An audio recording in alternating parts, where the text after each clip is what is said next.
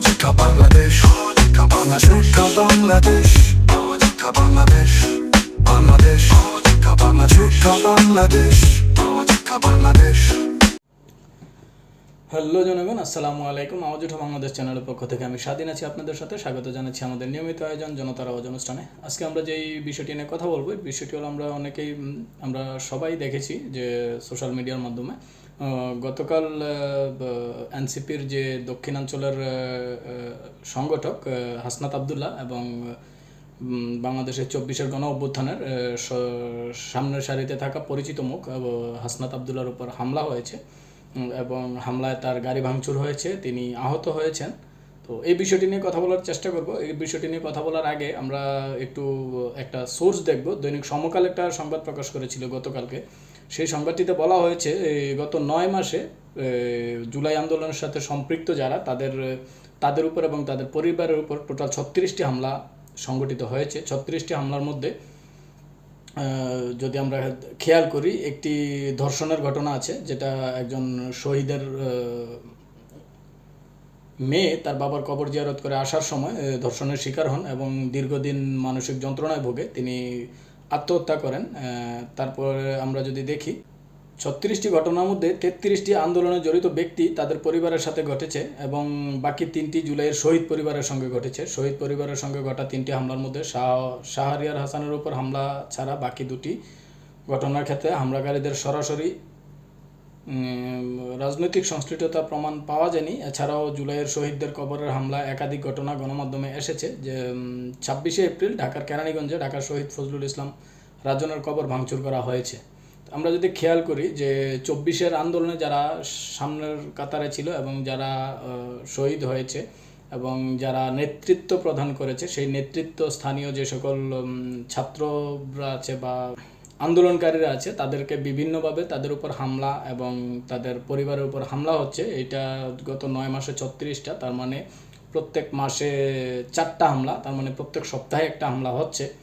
আমরা গত একটি আলোচনাতে বলেছিলাম যে বর্তমান সময়ে আমরা যদি খেয়াল করি, পতিত সরকার তার যেই অর্থনৈতিক শক্তি, তার যেই রাজনৈতিক শক্তি এবং দলীয় যেই শক্তি, অঙ্গ সংগঠন এবং তার সাথে সম্পৃক্ত ছোট বড় বিভিন্ন রাজনৈতিক দলের কর্মী পর্যায়ে যারা মাঠ পর্যায়ে যারা কাজকর্ম করেছেন, তাদেরকে কাজে লাগানোর চেষ্টা করছে বলে আমরা মনে করছি।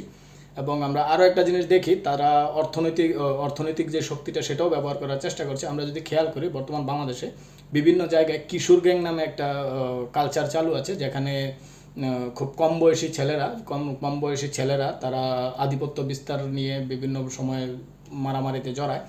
এই ধরনের যে কিশোর গ্যাংয়ের যে ছেলেরা, তারা আসলে টাকার বিনিময়ে যে কোনো কিছু করতে পারে বলে আমরা জানি। আমরা দেখি যে ছিন্নমূল পর্যায়ে যারা ছিন্নমূল মানুষ আছেন, তাদের মধ্যে অনেকেই যারা উঠতি বয়সের তরুণ বা ছোট, এখনও যাদের পর্যাপ্ত বয়স হয়নি, তাদেরকে যদি টাকা পয়সা দেওয়া হয়, তাদেরকে যদি টাকা পয়সা দিয়ে প্রলোভন দেখানো হয় যে ওই জায়গায় হামলা করতে হবে, ওর উপর হামলা করতে হবে, তারা আসলে আগে পিছিয়ে না ভেবেই হামলা করবে। তো এই বিষয়টি নিয়ে আমরা যদি কথা বলতে যাই, বর্তমান সরকার, আমাদের যেই অন্তর্বর্তী সরকার, সেই সরকারকে পর্যাপ্ত ব্যবস্থা নিতে হবে এবং গোয়েন্দা তৎপরতা বাড়াতে হবে। আমাদের বাংলাদেশের যে গোয়েন্দা সংস্থাগুলো আছে, সেই গোয়েন্দা সংস্থাগুলোকে তাদের গোয়েন্দা তৎপরতা বাড়াতে হবে এবং দেশে অবস্থানরত এবং দেশের বাইরে থেকে যারা উস্কানি দিচ্ছে, পতিত সরকারের যে সকল নেতাকর্মীরা আছে, যারা বাইরে থেকে উস্কানি দিচ্ছে, অর্থনৈতিক সাপোর্ট দিচ্ছে এবং অর্থ প্রদান করছে, এবং দেশের ভিতরে যারা আছে, যারা দেশের ভিতরে থেকে বিভিন্ন প্রকার বিশৃঙ্খলা সৃষ্টি করার চেষ্টা করতেছে, তাদের দিকে অবশ্যই নজর দিতে হবে, তাদের দিকে খেয়াল রাখতে হবে এবং তাদেরকে গোয়েন্দা নজরদারির আওতায় আনতে হবে। এবং তাদের নামে যদি কোনো ধরনের মামলা থাকে, তাদের নামে কোনো ধরনের কমপ্লেন থাকে, সেক্ষেত্রে তার বিরুদ্ধে পর্যাপ্ত ব্যবস্থা নিতে হবে এবং এটা দ্রুত গতিতে নিতে হবে এবং দ্রুত সময়ের মধ্যে নিতে হবে। আমাদের সরকারকে আরও সজাগ হতে হবে, আরও সচেতন হতে হবে। আমাদের যে আইনশৃঙ্খলা বাহিনী আছে, তাদেরকে বলতে হবে, তাদেরকে তাদের গতি আরও বাড়াতে হবে। এবং এই বিষয়টাতে যেমন আমরা যদি খেয়াল করি, 1971 সালে যে মুক্তিযুদ্ধের পরে যে স্বাধীনতার যুদ্ধের যেই আমাদের সূর্য সন্তানরা ছিল, যারা মুক্তিযোদ্ধা, যেই মুক্তিযোদ্ধাদের কোটা নিয়েই এই আন্দোলনটি হয়েছিল, কোটার বিষয়টা নিয়েই তাদেরকে সম্মানিত করা হয়েছে। পরবর্তীতে তাদের মুক্তিযোদ্ধার সন্তানদের সম্মানিত করা হয়েছে এবং বর্তমানে তাদের নাতিদের সম্মানিত করা হচ্ছিল। তাদের নাতিদেরকেও একটা সুবিধা দেওয়া হচ্ছিল, যেটা কোটা বলে আমরা জানি, মুক্তিযোদ্ধা কোটা। সেই ক্ষেত্রে যদি আমরা খেয়াল করি তাহলে এই মুহূর্তে আমরা যদি দেখি 24-এ আমাদের যে আন্দোলনটা হয়েছে, সেই 24-এ আন্দোলনে আমাদের দেশে বিশাল একটা গণ আন্দোলন হয়েছে। সেই গণ আন্দোলনে যারা নেতৃত্ব দিয়েছে, যারা সামনে থেকে নেতৃত্ব দিয়েছে, যে পরিচিত মুখগুলা, তাদের নিরাপত্তার ব্যবস্থা করতে হবে, তাদের নিরাপত্তার দিকে খেয়াল রাখতে হবে এবং তাদেরকে আমরা ওই রকম ফেসিলিটিস দিতে না পারি, অন্তত তাদের জীবনের নিরাপত্তা, তাদের পারিবারিক নিরাপত্তা দেওয়া আমাদের দায়িত্ব বলে আমরা মনে করি।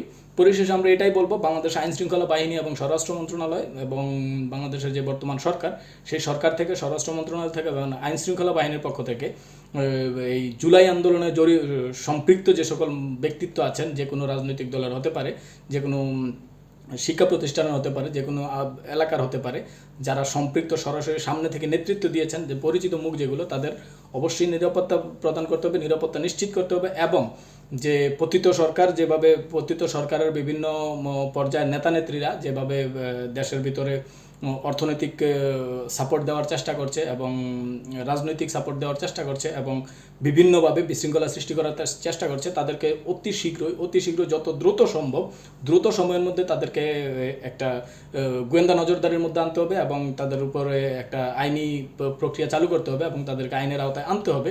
আইনের আওতায় এনে তাদেরকে বিচারিক প্রক্রিয়ায় একটা সমাধান করতে হবে বলে আমরা মনে করি।